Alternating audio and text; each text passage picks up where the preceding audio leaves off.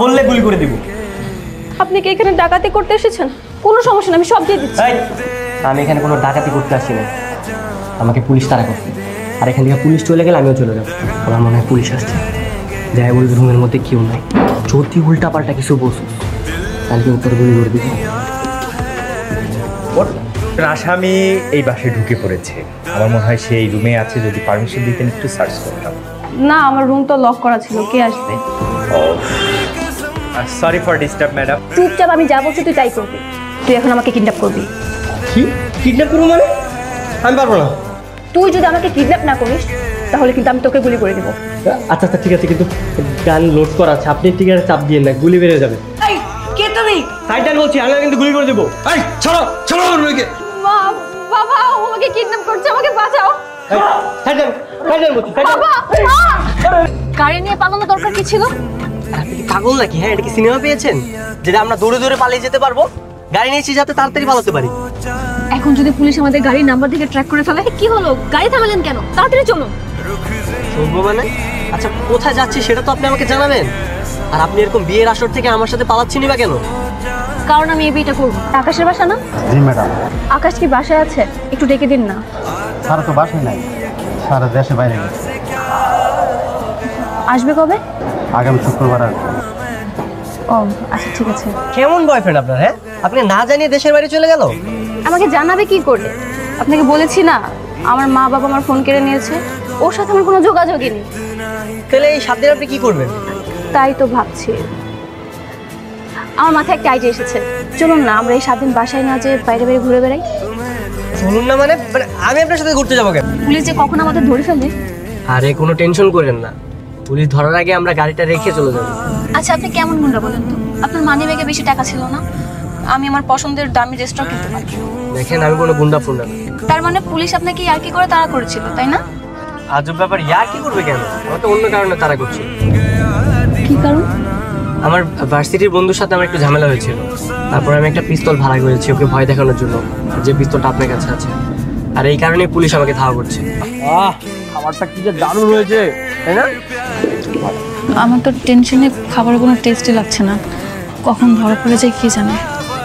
আরে চুপচাপ খান তো, কিচ্ছু হবে না। আমার অনেক এক্সপিরিয়েন্স আছে, আমি এর আগে অনেক খেয়েছি।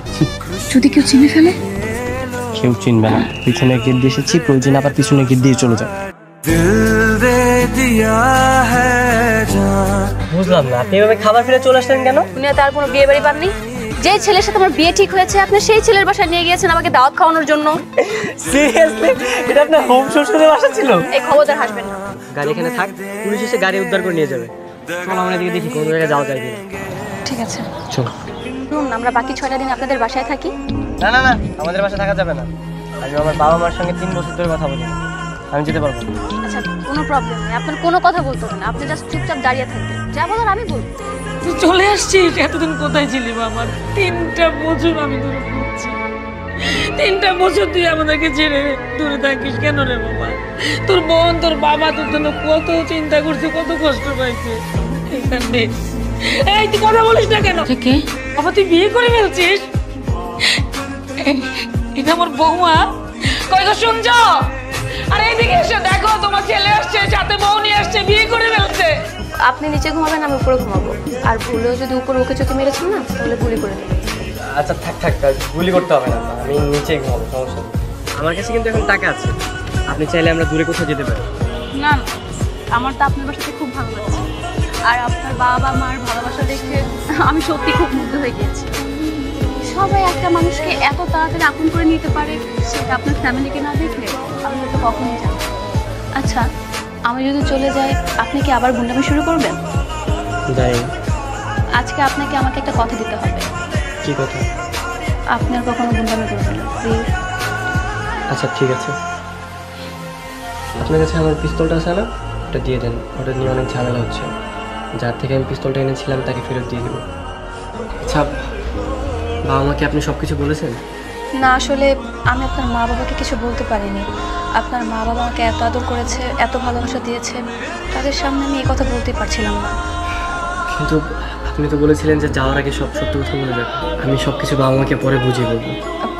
ঠিক আছে চলো। আকাশ তুমি তুমি এখানে? তুমি এতদিন কই ছিলা? এতদিন কইছিলাম মানে? কি ব্যাপার আকাশ? কে এই মেয়ে? তোমার কাজিন। বেয়াদবের বাচ্চা, আমি তোর কাজিন।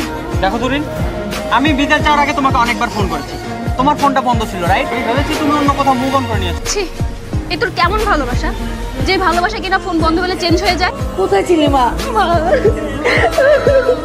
কোথায় ছিলি তোমরা? কোথায় ছিলি বাবা? মা, তুই ভালো আছিস তো মা?